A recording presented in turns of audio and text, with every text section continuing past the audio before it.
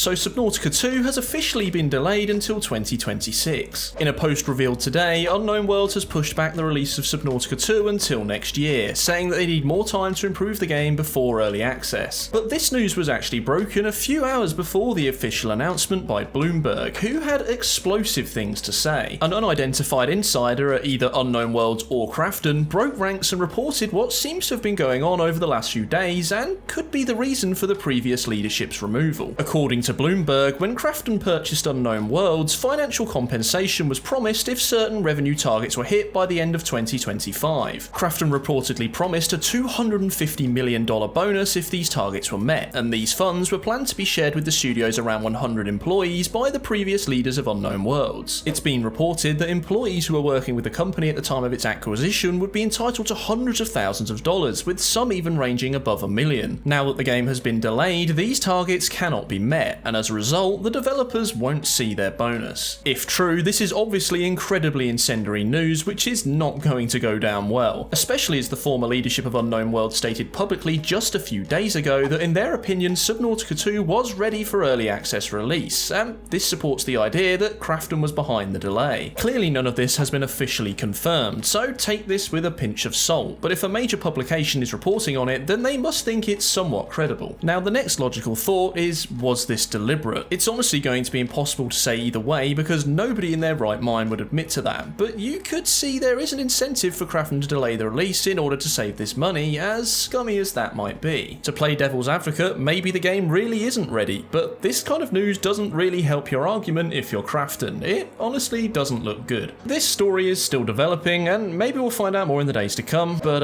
yikes, it's been a rough week to be a Subnautica fan. And special thanks to my patrons, Mathijs, Graham DeLoye, Baron Windy and Immortal for making this video possible.